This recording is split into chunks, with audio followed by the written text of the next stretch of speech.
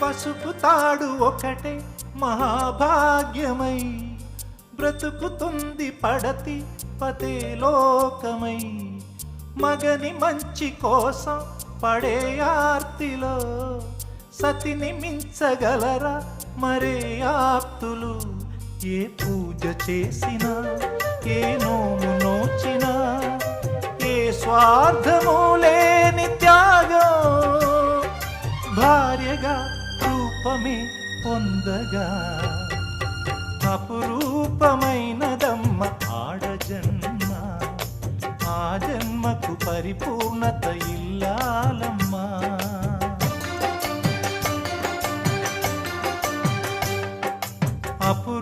అపురూపమైనదమ్మ ఆడజన్మ, ఆ జన్మకు పరిపూర్ణత